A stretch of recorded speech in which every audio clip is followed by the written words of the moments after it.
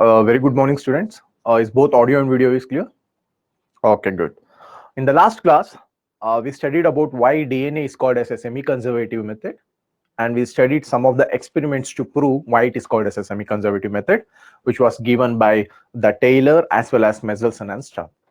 And also we started and we completed the entire replication process in our last class, how DNA replicates itself and what are the different steps where it replicates. In those things we have to concentrate. The major issue is all about the enzymes. Then we have to concentrate on how this y-shaped fork forms. These are the two important things we have to form, and why it's called as a Okazaki fragments, and the name continuous and discontinuous semi-conservative model, why it is called like that. These are the things we have to concentrate more on the machinery. If you just do a small quick recap on what we studied in the last class, whenever a replication takes place, the first and foremost thing which is going to happen is a mother DNA or a parent DNA, it will split into single-stranded DNA by an enzyme called helicase. It removes the helical and two new daughter DNAs which will be formed complementary to the parent DNA strand. So this is what's the major thing which is going to happen in this entire. In this slide, if you see the way they are splitting, and you should be very careful, and when they are splitting, it's not gonna be like some of the nitrogenous bases will come here, some of the nitrogenous bases will go there. No, it will never happen like only the hydrogen bond between these nitrogenous bases will be broken down. So that is very, very important. In your exam, they are going to ask you questions like this: the enzyme helicase, when it is treated here, what kind of bond is broken down? It is hydrogen bond.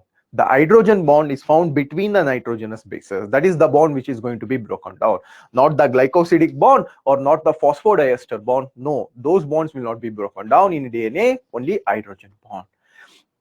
In the second step, what happens is when a primer comes and attaches there, a small amount of a primer, which is a RNA primer, the DNA polymerase will help building this primer, forming the second strand like this. So whatever you are seeing, the strand which is here, it has been built by the DNA polymerase taking the RNA primers. Each by each, the entire DNA strand will not be formed in a one go. The each ribose sugar, each group, one by one, it keeps on getting added. This is the way the entire complementary strand will be formed against the parent template strand. So whenever it is forming, it won't suddenly start. It will start with one by one. So if it is G, C will come. If it is A, T will come. The nitrogenous bases forms by one after the another based on the complementary to the template strand. And this is how it happens. A primase comes here, it leaves the RNA primer there. When primase enzyme comes, as soon as that happens, DNA polymerase 3 will come and it will join to this primer, and it keeps on moving on the place where the helical is seen. And whenever this helical is seen, that entire thing will start to build up to this mark, and eventually it will get terminated on the other hand. So this replication process not only happens because of one primer. DNA polymerase will attach to this primer once the primer comes there. So it will keep on moving from this region to there until it stops. The same thing. And here what you are seeing is another strand. Because the Okazaki fragments, what is formed, we call it as a discontinuous strand. And I already told that whenever a strand is getting synthesized, it is from 5' to 3', not from 3' to 5'. One strand will be a continuous where it would have started from 5' to 3'. What about the other strand? It is 3' on this side, 5', and it has to start from 5'. But we see only 3'. So it will start somewhere in the middle. When it starts somewhere in the middle, we can consider it as a 5'. Then it will stop, and it will start. Finally, an enzyme will come there to join those enzymes, and that is how an Okazaki fragments are formed. And this is how a nitrogenous basis keeps on getting attached to complement the template strand. It's not random. Nothing is random when replication is happening. Nothing is prepared earlier when replication is happening. It keeps on happening based on the template strand where it has to complement to each other. This keeps on happening each day, even in our body, even in all the organism. This never stops. This never stops or halt. In this class, we will try to understand an entire concept of the next process, transcription. Before that, let us see one quick review of entire thing of DNA replication, how it works. DNAs are found in chromosome. DNAs are double helix model. Double helix model are treated with an enzyme helicase. When it is treated with an enzyme helicase, the double helix model will become a single helical model, and both the strands get separated by the breaking down of a hydrogen bond. When they get separated, the parental strands, what we are seeing, has to undergo a replication process where it will be attached with a complementary strand, and that is what we call it as a semi-conservative model, because one strand will be always from the parent DNA, one new strand will be formed. Some of the enzymes, they will be playing major role here, but most important enzymes are enzyme helicase, enzyme ligase, DNA polymerase, primase, and finally the nucleases. These are the 5 important enzymes of all the things. There are other enzymes too: DNA polymerase 1, DNA polymerase 2, topoisomerase, stabilizing protein, etc. But these are the 5 important things we have to keep in keep in mind. And the other important thing we have to keep in mind is, one will be always continuous and another will be a stopping, and it's starting. This is what we call it as a lagging strand, and this is what we call it as a leading strand. That's why it's called as continuous and discontinuous semi-conservative model of a replication. In this class, let us try and understand how the transcription works. In the central dogma, we have completed the first step where the DNA replication happens. Now we'll try to understand how the transcription works. As the name states itself, it's a transcription. It's very simple. You have seen this news, right? In news, when someone is speaking the language which we are not understand, or when a ministers or some other bureaucrats, they visit different countries, they will have a person to translate something. At the same time, there is a person to transcribe something which we cannot study. Means we are not able to read that, but it can be transcribed by some other person. So that is what's going to happen in a transcription. DNA will form a small part of a RNA. DNA is going to give a small part of a RNA. We call it as a mRNA. This mRNA will transcript, means it's going to tell the ribosome, go prepare the protein. So it is transcripting. DNA cannot directly go and tell, so it is sending a message in a code form. It is sending a message in a code form telling the ribosome to form a protein synthesis. Now, how this small part of RNA is formed, that is what is called as a transcription. DNA is sending a small message to ribosome saying that go prepare a protein. But how this small message in a RNA format is formed even before sending, that is what we call it as a transcription. Now, a small part of the strand of the DNA will get copied, Only small thing what we are going to observe is the thiamine will be replaced with uracil. I am repeating again, thiamine will be replaced with uracil. Why we see? It's very simple. When in a DNA we see a thiamine, when in a RNA we see thiamine replaced by uracil. So thiamine will be replaced by uracil. The most and very important enzyme which is responsible for a transcription process is RNA polymerase. I repeat it once again, the most and very important enzyme which plays a major role in our transcription is RNA polymerase. Now let us try to understand how an RNA polymerase done. Now when you take a double stranded DNA, it has both 5' and 3'. It has both 5' and 3'. And if you closely look at here, one strand is called as a coding strand, one strand is called as a template strand. It means whatever the strand which is called as a coding, opposite to that there will be a template strand. That's where the messenger RNA will be created. So the coding strand will code for this template strand, and from that place the messenger RNA will form, and this T will be replaced by U. And the enzyme which is very important is DNA dependent RNA polymerase. Even though this helps in the formation of RNA, this is completely dependent on DNA. Means it won't work on only RNAs, it only works on DNA. So DNA dependent RNA polymerase. Never forget this enzyme, RNA polymerase. And I repeat it again, there are so many RNA polymerase, like so many DNA polymerase, 1, 2, 3. There are so many RNA polymerase like 1, 2, 3, etc. We are not going to go deep there. There are different, they have small different kind functions there. Nothing to worry about. But just remember that for a transcription process, for a DNA to form a small part of a mRNA, a enzyme which is required is RNA polymerase. Now, the both strands are not copied during transcription. Only one of them will be transcribed. So from the both DNA strands, only one of them will be copied, and the code for protein is different in both the strands. So the codes will be again different because nitrogenous bases are different. The codes will also be different. But this everything, when if they are same, it will complicate. Everything will get complicated when the translation happens. That's when the tRNA will come. We will talk in the later stage of the classes. If two RNA molecules are produced completely, they will be complementary to each other, and it forms a double-stranded RNA. So there is a small change here. RNA should be single-stranded. Sometimes during a transcription process, two RNAs are formed, and those RNAs are be formed from both template strand and coding strands, and those RNAs will be complementary to them. That's what we call it as a double-stranded RNA. So if in your exam, if ever ask, are there any double-stranded RNA? Of course, there are double-stranded RNA. Best example you can give is the double-stranded RNA formed during transcription. What happens if a double-stranded RNA forms?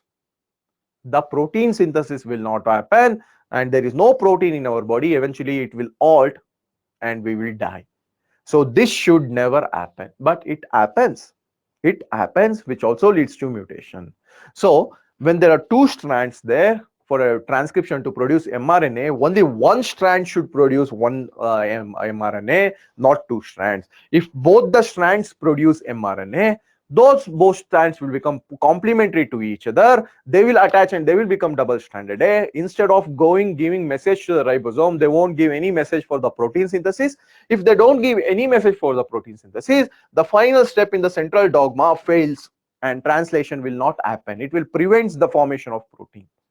So that should also be not happening. For a complete and normal transcription process for a protein synthesis, the double-stranded RNA shouldn't be formed.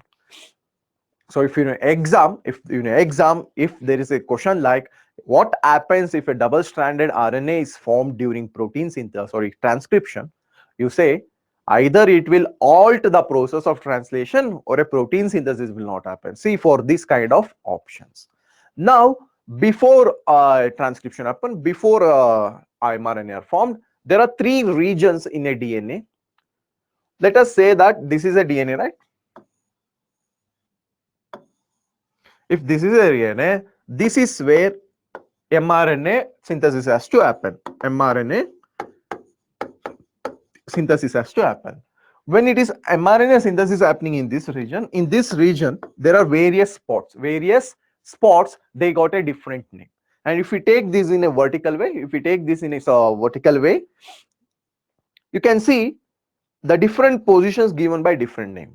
The first position is called as a promoter, then there is a structural gene, then there are template strand, then there are terminator. It means promoter is the place, that's where the formation of mRNA happens. Structural genes helps in the forming of codes, and finally terminator happens where the termination process completes. And if you closely observe, the first strand is called as a template strand, second strand is called as a coding strand. So these are from the parent. So one strand is called as a template, one strand is called as a coding. Just twisting, we have taken it out. So there is no twist, and there will be these positions on the DNA in particular region. That's where mRNA synthesis happens. I repeat it again, there are certain positions on the DNA, that's where the entire synthesis happens. In the promoter region, the RNA polymerase enzyme comes and attaches. It will come and attaches here. Why? This you have to concentrate again. Do you remember I told you that whenever, wherever, whatever gets synthesis, it has to synthesize from 5' to 3'. This is a basic rule which never stands. Now, why it always comes and attaches to the template strand? And this is why it is from 3 prime to 5 prime. That means synthesis has to start from 5 prime to 3 prime. That means it attaches to the template strand, not on the coding strand. You getting the point? How it has been divided, template and its coding strand? Because of this. Whichever region the synthesis starts, from here the mRNA going to start. That means the attaching strand, we call it as a template strand, and coding strand will be the below one, which is from 5 prime to 3 prime. Because of this rule, this will never change. Either mRNA, either translation, or either the formation of protein synthesis, or for the DNA replication, it always from 5 prime to 3 prime. Now the first is promoter, where the enzyme RNA polymerase comes and attaches here. And second is this promoter, once it is attached, there is something called as a structural gene, the region between promoter and terminator. This is where the transcription takes place. Means this is where the structural genes will tell what and all should be in this small segment of mRNA, because they are sending message, right, to go and prepare the protein. Their DNA is telling the ribosome prepare the protein, so it has to send a message in the formation of code, and those code are done by the structural gene. That codes are done by the structural gene. And since it is just going to form a small segment of RNA, it has to end. We don't want entire DNA to be formed, it has to end. That's when the terminator comes. Terminator is the site where transcription stops. It starts here, it has to stop. Otherwise, the entire segment will be longer. We don't need that. We need only a short segment with a transcribed message saying that go synthesize a protein. So it comes, attaches here enzyme, and the structural gene asks is to form a protein, so with a coding messages on that, and eventually it gets terminated here. This process never changes. These are the three important things which are found in the DNA structure where the transcription takes place. Now before we go for a transcription, first let us know few words which plays a major role when it comes to your eukaryotes and prokaryote. Now, what is a gene? A gene is a functional unit of inheritance. So if any character you are getting, it is from some particular gene or more than one gene. If my eye color is like that, because of some codes which some gene is responsible. If someone is getting some disease, some gene is responsible. If someone looks like that, a gene is responsible. So gene is a functional unit. But what about a cistron? And when we take a gene, some of the examples for gene are mRNA, rRNA, tRNA. All this will help in the coding for the synthesis of a gene. What about cistron? Cistron is a small segment of DNA coding for a polypeptide during protein synthesis. So cistron helps in the synthesis. It is the largest element of gene. So if this is entire thing is gene, some of that is just a cistron. And sometimes this gets confused by everyone thinking that both cistron and gene are same. No, cistron is somewhere a small part of a gene which helps in coding the polypeptide during protein synthesis. And why I'm telling all this is, it's very important. When we take a two different kind of gene during transcription in both eukaryotes and prokaryotes, the transcription is little different. That's why we want to know those words, genes and cistron. Now there are two types of structural genes for the transcription. So transcription happens from DNA to the formation of RNA, but it is different in prokaryotes and eukaryotes. First, let us know what is different, then we will go for transcription process. There are two structural genes in transcription unit. There are two types. One is monocistronic structural genes, another is polycistronic. As the name states itself, mono, one, poly, many. So a gene in eukaryotes, a gene, it has only one kind of gene, mono, similar kind of genes. Here the coding will happen only on exons. Here the coding will happen only on the exons, but it is interrupted by something called as introns. So coding only happens on extrons in eukaryotes. Sometimes it keep on getting interrupted by intron genes. That's why we call it a split gene. It is not in one line. It's adds starts offs, and this getting off is because of some genes which are found in the middle. They are called as a intron. This is why we call it as a split genes. So when a mRNA is forming on a DNA, it has both introns and extrons, and it won't be in a singular line. It will be coding will be happening stop, stop, stop, start, stop, like that. But when it comes to the structural gene, polycystonic gene in prokaryote, here there are no split genes. There are continuous genes and coding will happen in one line. This is the only difference between the prokaryotes and eukaryotes. This question has been asked close to 8 times in all the previous years medical entrance exam. The monocystonic and polycystonic genes, the coding about exon and introns they will be asking. So you have to be very careful about these two types of genes in transcription. Monocystonic, cystronic means a part of a gene. So in a mRNA synthesis, in eukaryotes, the coding is not continuous. It happens, keeps on by getting intervening by introns. While in prokaryotes, it is continuous where there is no formation of exons or introns. That is the only difference. Now let us come back to the transcription process. Now let us come back to transcription process. Now when we are talking about transcription, the system is very simple. All we have to study is, here a small amount of RNA is formed. This will has to come out. Now we are going to study how this small amount of mRNA will be formed from a DNA. Now transcription can be divided into 3 steps. Transcription can be divided into 3 steps. Now these 3 steps are initiation, elongation, termination. Initiation, something has to start. It will start. Once it starts, it has to get elongated. Once it gets elongated, it has to get terminated, because we are trying to make only small segment of RNA sending a message. We don't want entire DNA. As I said, transcription is very simple, but one important point which I'm going to tell in the middle, that is what you have to concentrate more. During a transcription,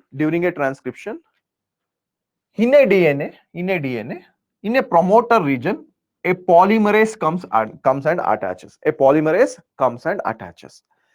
And this polymerase, this enzyme polymerase, is made up of many subunits. It is made up of many subunits, 5 permanent subunits. They are called as alpha subunits, beta subunits, etc. Then there are 2 what you call as experimental subunits. Those subunits in this enzyme is made of 5 subunits which are permanent. It's not important, don't worry. But there are 2 experimental subunits which get activated only during this experiment in this enzyme. One is sigma factor and second one is rho factor.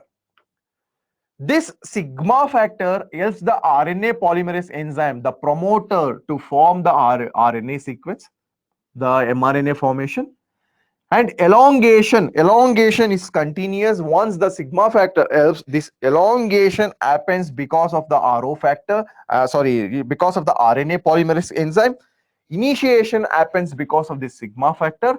RNA polymerase helps in the elongation, and finally Rho factor helps in the terminalization. Means once the RNA is formed, it is elongated by RNA polymerase, and somewhere it has to get terminated, cut off. This cutoff will happen because of Rho factors. In your exam, they are going to ask about what does the sigma factor does. Sigma factor in transcription helps in initiation of mRNA formation. What about the Rho factor? Rho factor in the transcription helps in the terminalization of the mRNA. So this you have to be very careful. What does sigma factor does? What does Rho factor does? There are other 4 or 5 subunits which are found in RNA polymerase. Those are 2x subunits which are alpha, then comes beta 1 subunit, then come beta subunits, and one is mu subunits. There are close to 5 subunits. These are not much important unless you go for your medical. After medical, it will be playing major role when you're going for doctor. For your NEET exams, these are the things which plays a major role. The sigma factor and Rho factor, what are their function in RNA? So all these things are found in RNA polymerase. RNA polymerase is an enzyme. In RNA polymerase, it is made up of many subunits. In RNA polymerase, it is made up of many subunits. And this many subunits is divided into two. One is, we call it as a core enzymes. These are core enzymes. And second one, we call it as an experimental subunits, or what we can also call it as a temporary subunits. Because this rho factor and sigma factor, they are not found there every time. They will be forming only during the transcription process.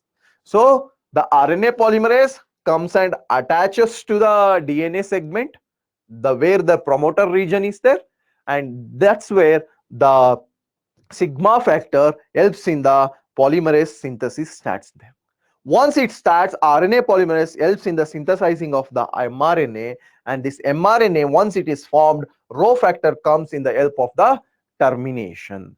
So this entire three things, whatever I was doing, it always happens from 5' to 3' direction. You have to keep in your mind that rho factor and sigma factor plays a major role.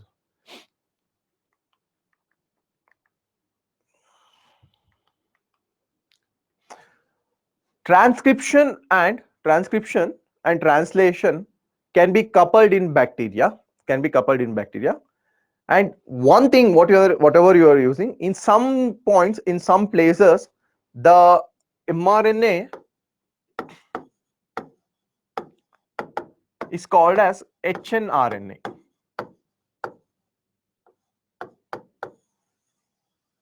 mRNA is called as hnRNA.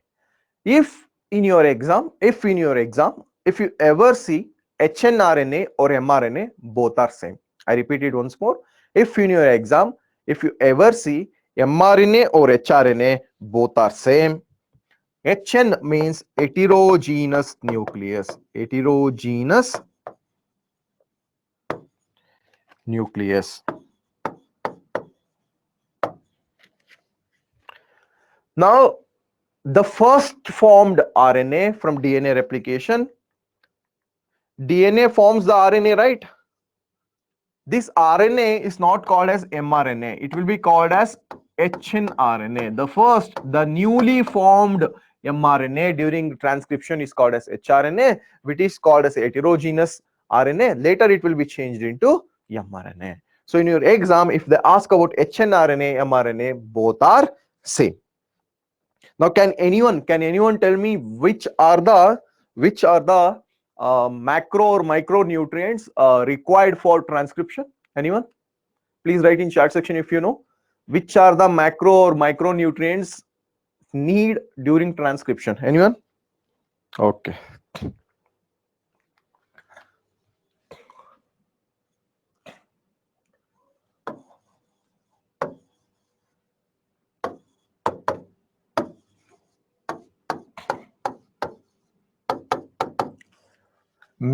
Magnesium and manganese. Without these two, transcription will not happen. Without these two, transcription will not happen. They should be present all the time for transcription to work. This is also one of the important question which you will be getting maximum marks. For easy marks, if you remember these two names, they will give some different kind of combination to confuse you, to asking which of the micro and macronutrient responsible. Magnesium and manganese is compulsory for the transcription. Without them, the transcription will not happen. We keep on reading, right? We need lot of macro and micronutrients in body. Why we need? For all this process, we need everything. Even we need sulfur. Proteins are made up of sulfurs, and some of them are even made up of nitrogen, phosphorus, etc. We need phosphate. Why? DNA is made up of phosphate. So all the macro and micronutrients which we require for our body at certain activity while doing the enzymatic activity, and Mg and Mn helps here. So you should be very careful. And Mg, if you remember Mg, it is found in so many places.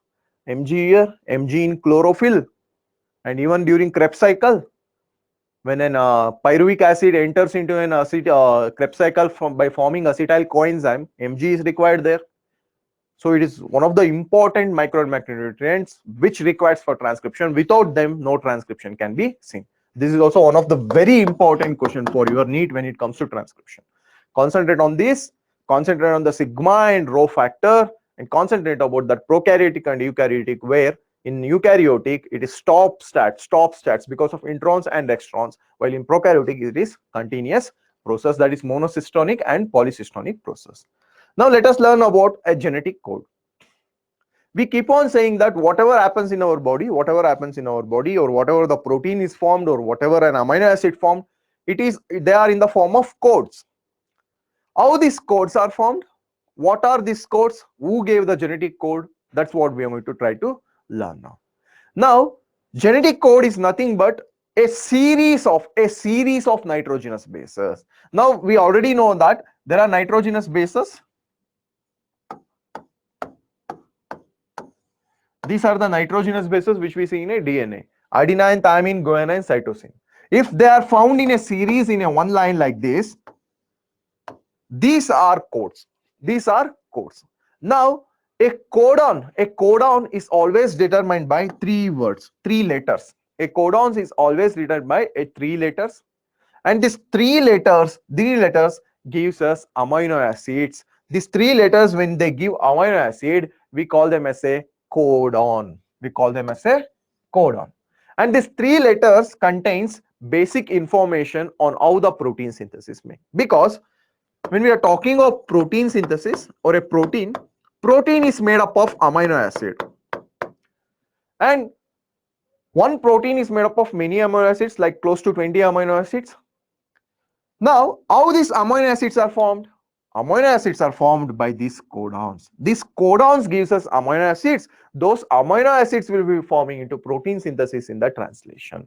Different codons has different names. Different codons give different amino acids. Sometimes many codons come together to form one amino acid. Sometimes there are options where only one codon gives one amino acid. There are two amino acids like that. We are going to discuss that. Now, who are the famous scientists? Who responsible for the genetic code? Now, the genetic code, whatever we know, is made up of 64 codons. There are 64 codes like this. For example, let us take UAC. Now there are 64 different codes like this: UAC, GUA, CGUA, UAA. Like there are 64 codes. In that, 61 and 3. There are good, you can call them a good codons or bad codons, or you can code as a coding codons as well as a nonsense codons. So this 61 helps for a coding, while the 3 are called as a stop codons, or we also call them as a nonsense codons. So totally 64 codons are there, exactly like this, with different combinations. And the 64 codons of the 3 nucleotides was given by a scientist named George Gammo. George Gammo is the only person who gave all these codons, which codes for 20 amino acids. But before he giving 64 codons, his codons were helped. How he gave? He went through all these 3 scientists' work. All these 3 scientists' work helped him to give us a codon. Even though they are not related or anything, or even though they didn't work together, he took the results and experiments done by all these 3 scientists, and he came up with his own genetic code. The other 3 scientists are R. Gobind Khorana, even though he's an Indian, but he was born and brought up in other US country, and Marshall Nirenberg, who developed the system for a protein synthesis. Then there is a Severo Ochoa enzyme, where he gave us a polynucleotide phosphorylase used for a polymerized RNA with a sequence. All these are experiments done by these 3 different scientists. He studied all this experiment and gave the codon, which we use even till today, which we study even till today. These codons are same for everyone. They never changes. Now these are the 20 amino acids formed by codons. These are the 20 amino acids formed by a codon. Now simple. You have a chromosome. Chromosome as a double helix model. Double helix model forms a mRNA. mRNA will send message to ribosomal RNA, and tRNA will bring these amino acids, and these amino acids will be formed in a chain like this. It will be formed in a chain like this. When they become amino acid chain, that's when protein forms. These are the amino acids. And whenever an amino acid, see, it is always represented by these 3 letters, 3 words. So the word is made up of 3 letters. from their first alanine is represented as ala, arginine, Rg, aspargine, ASN, like this. Aspartic, ASP. Sometimes if the third letter is same, they will go for the one more letter and they have given some changes. But these are the 20 amino acids which are responsible for the protein synthesis, which we observe in protein. Any protein formation, they are in different combination. For example, see here, there is a aspartine, arginine arrangement in like this. If some of them go there and they come behind, they will become different kinds of proteins. So based on their arrangement only, whatever the protein we see in this entire world, they work on this based on arrangement. And these amino acids is same for all the living beings. These amino acids is same for all the living beings. Now these are the codons. These are the codons. If you see closely, these are the codons. Now, writing code is very simple.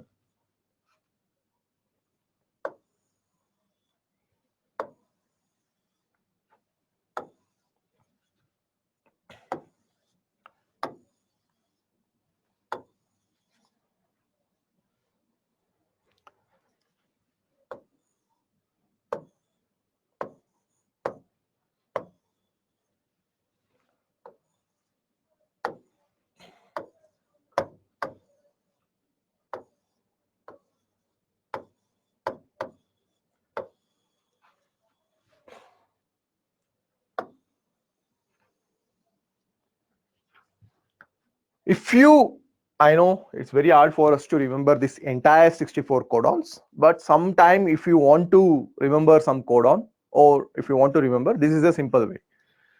Take the first letters, take the first letter. On the first column, you can write, you take the first letter here. What is the first letter on the above? U. And what is the first letter on the corner? U. This is the first. Second, take the first letter U. What is the first letter? U. But what is the second letter? G. Take the first letter U. First letter U. What is the third letter? A. Take the first letter. Take the first letter. But what is the last letter? G. Sorry. This is C. But the system remains same. Again, if you want to do for this, or again you want to do for this, take the first letter U, take the second letter which is in this column C, take the first letter there U, then U, C, A, then take the again U, C, then G. So this keeps on repeating for everything. You can write the entire codons using this formula. Just remember this, or you can even change this contacts. You can make C come here, A go here. It won't change anything. But this formula has to be same. Whatever you write here, write the same thing here, and write the same thing here. Only thing is you write this in each columns. Again here you have to write UCAG. Again here you have to write UCAG, UCAG. So this can be repeated for everything. This has to remain same. And there you have to write everything in one column. It will work. You can write the entire 64 codons using this method. UCAG, write like that, then repeat this again on the top, then repeat them in each columns. Repeat them on each columns and you can get them. Entire 60 codons can be written like this. But writing those codons is easy. Remembering them is hard. So we are not going to remember all the codons. We'll only concentrate on few codons. Now, what does this codes does? Like I already said, all these codes gives us amino acids. There are codes which give more than one amino acids. There are many codes come together to give many amino acids. Then there are codes which come together to give only one amino acids. Then there is code. One code gives for one amino acids. For example, if you take UUU, it gives phenylalanine. Now, phenylalanine can be coded only by UU. UUU is not going to code for any other amino acids. It's not going for any another amino acid. See, PHE, phenylalanine, can be coded only by triple U. And this triple U will not code for any another amino acid, any glycine, lysine, leucine, or methionine, tryptophan, arginine. You can take aspartic acid, glutamine, you take any amino acids, UUU will not code for that. This is the first rule of genetic code. UUU means phenylalanine all the time. Whether in India or whether in Antarctica, PUUU means phenylalanine. Whether in human beings or whether in a bacteria, UUU means phenylalanine. This is never changed. It is a universal. Codes are universal. It never changes. Now, this is the first point. Now, what is the second point? Sometimes many codes for phenylalanine. See, UUU also codes for phenylalanine. UUC also codes for phenylalanine. There are so many amino acids which are coded many times. For example, take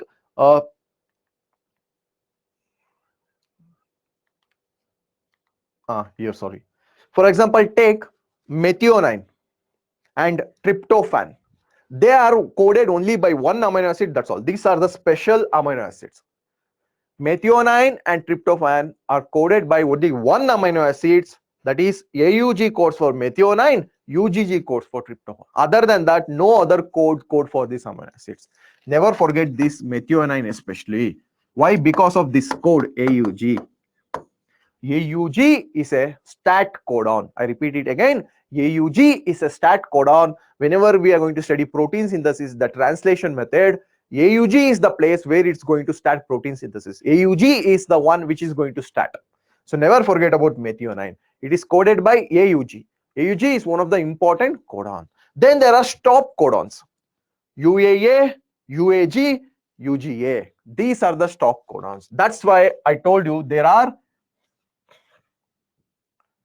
64 codons. In that, 61 codes for amino acids. Well, 3 are called as stop codons. They won't code for anything. They are the one which is going to stop the formation of amino acids. They are the reason one which we are going to get protein. They is going to stop certain activity. And these 3 stop codons are UAA, UGG, and UGA. These are the 3. Other than that, the 2 codons which codes for only one codon codes for only one amino acids is methionine and tryptophan. They are coded by only one amino acids. Other than these 2 amino acids, if you see everything, they are coded by more than 2 times. You can see leucine, it is coded by 6 times.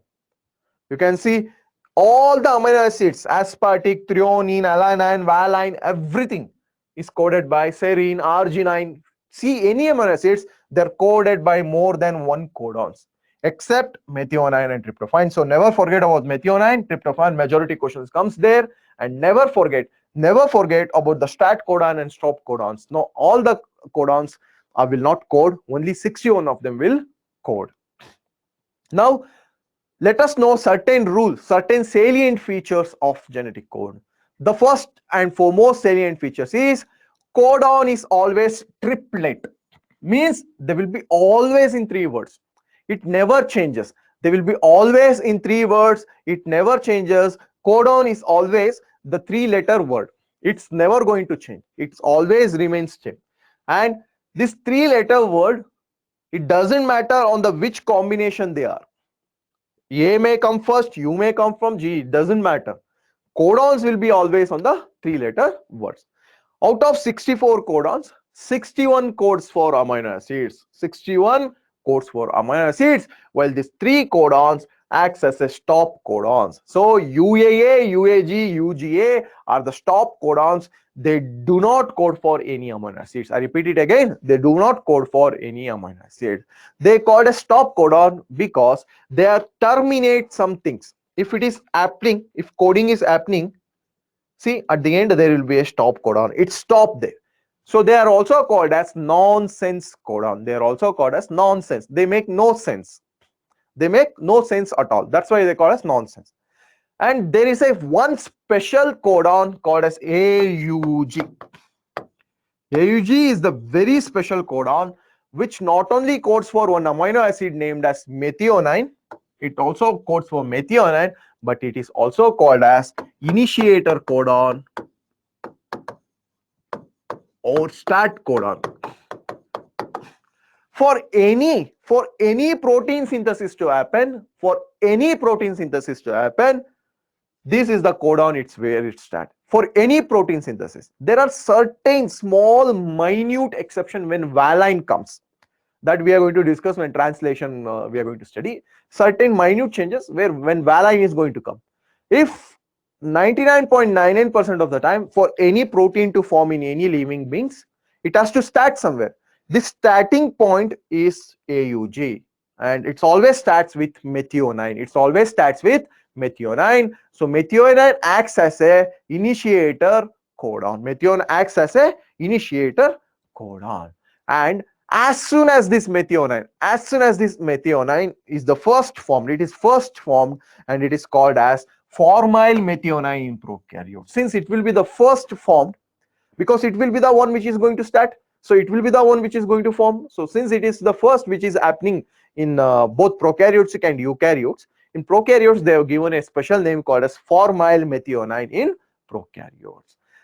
Amino acids, when it is codon, except AUG by methionine and GGG by tryptophan, many amino acids they always code by many. They are always coded by many. Like I said, tryptophan and methionine, they will be only coded by one codons. Like methionine is coded by AUG, while tryptophan is coded by UGG. But other than them, the remaining 18 amino acids, they are coded by many codons. They are coded as degenerate codons because they are coded by many codons. In a code, when it is starting from here till the end, there is no full stop, no apostrophe, no comma. This is not seen in codes of DNA. There is no comma, no stopping, nothing. It is just right, no punctuations between, nothing. And codons are universal. What are universal? Simple. The codons I have, you students will be having. The codons you students and I have, some dog will be having. The codon some dog will be having, some snake will also be having. The codon that snake has, some insects will also be. So the codon is universal from a bacteria, minute microorganism, to human. For example, UUU codes for phenylalanine. Like I said, it is same in bacteria and human. It's not like there are different codes for bacteria and different for us. The amino acids, the proteins synthesized will be different. Getting the point? Codons will be there, but living organisms synthesize whatever the proteins they need. They are not going to synthesize whatever they don't. So the codes are universal. It is same for bacteria as well as human beings. It never changes, and codes never overlap. They're non-overlapping. And genetic code is unambiguous and specific. One codon specifies only one amino acids, not difference. Like I said, U codes for phenylalanine only, both in bacteria and human. It doesn't mean UUU codes for methionine and tryptophan in another organism. No, it is always same. And overlapping is simple. AUG happen, that is one codon, it is over. UAC, one more codon, it is over. There is no overlapping like this. It will leave off A, UGU, it won't happen. There is no overlapping like that. They are all specific. They're always 3 in number. There is never overlapping. Overlapping leads to mutation, and eventually the formation of protein synthesis fails. Everything will be same. So the overlapping is absent. It is unambiguous, same for everyone, and specificity is there. Specificity, like I said, UUU codes only for phenylalanine, nothing else. Either you take a bacteria or human or an elephant or a whale, UUU codes for phenylalanine. Now, what is the relationship between genes and DNA? Genes and DNA, the relationship can be best understood by mutation. If you remember your previous chapter, principal inheritance and variation, there you studied about Mendel's law, etc. But by the end of the chapter, there was a topic called as mutation. There you studied about both the chromosomal mutations and genetic mutations, where you studied about different diseases. Those diseases comes to human beings, that genetic or chromosomal disease comes to human being, because of the codes moving front or back or overlapping, or some code is been replaced. Best example we can take for the mutation is, mm, take sickle cell anemia. Sickle cell anemia. In sickle cell anemia, a code is been replaced. A code is been replaced. Glutamine and valine, they will be replaced. Due to that code replaced, we will be getting sickle cell anemic disease. Now, if you want to understand what happens, if something happens to your genetic code, it's very simple. Remember, a deletion happens or addition happens or something happens, all leads to finally a mutation. Now AUG codes for stat codon, everything starts here. Imagine, instead of U, a C comes and sit here. It won't start at all because AUG is the starting. Forget about this, nothing happens here. Let us say somewhere here something has to code something, but if some G is been replaced by A, entire thing will be replaced. So this coding, these codes are very important. These are the reasons, if there is any changes in the codes, we get diseases and all these mutation diseases. That's why we call it as a frame shift insertion or frame shift deletion. Insertion means adding something there, or deletion means something getting deleted. So in mutation, we have studied this to understand the entire deletion and everything works. And it may sometimes the entire 3 codes may get replaced. So it is always very important that codes are same, and if the codes get replaced, everything fails. That's why a genomic study has been done in humans, which we are going to study in later part of the class, human genome study, to understand where which code comes. So when we get some disease, we can pinpoint saying that because of this code is missing, it should be like this code is missing, that's why this person has got this disease. So to understand this, we have to be very careful. Now, before we go for a translation, how the protein synthesis takes place, there are 3 different types of RNAs in living organisms plays a major role. First, mRNA, which is also called as hnRNA or primitive RNA or first formed RNA. Later it will be changing into mRNA. Now this mRNA acts as a messenger. Now there was a DNA. DNA gave us mRNA. DNA gave us mRNA. mRNA will run to the ribosome and attaches here. mRNA will run to the ribosomes and attaches there, waiting with this bases. Then there is a tRNA. Now I showed you all the amino acids. I showed you all the 20 amino acids. Different amino acids we studied. What does tRNA done is, this tRNA structure which we are going to study in next class has various parts. In that there is a specific part called as an amino acid attachment spot. This spot, what it does is, it will, each tRNA goes, it will attach one amino acid. They are specific. For different amino acids, there are different kinds of tRNA with a different arm. So this tRNA will go, it will attach one amino acids, it will move and bring it here. So it will bring amino acids. Again it will go, it will bring one more amino acids. Again it will go, it will bring one more amino acid. Again tRNA will go, it will bring one more amino acids. It keeps on bringing the amino acids. Amino acids will be forming in the form of chain. We already know many amino acids in the formation of chain is protein. So finally in this ribosomal RNA, which is made up of 2 subunits, that's where the protein synthesis will happen. I'm just showing you the entire picture. We are going to study how the protein synthesis happens, don't worry. So messenger RNA will go attached to the ribosomal RNA. tRNA will bring amino acids one by one. There is a different steps for that. We will study it as a scientific term. Once it brings, they will get attached here in a chain formation. Eventually, many amino acids together forms a protein. So tRNA helps in the bringing the amino acids, while RNA, ribosomal RNA, helps in the structural catalytic role during translation, means formation of the protein synthesis. Let us know a few difference between the mRNA, tRNA and RNA. What is the amount of them found in body? What is the amount of them found in the body? First, mRNA.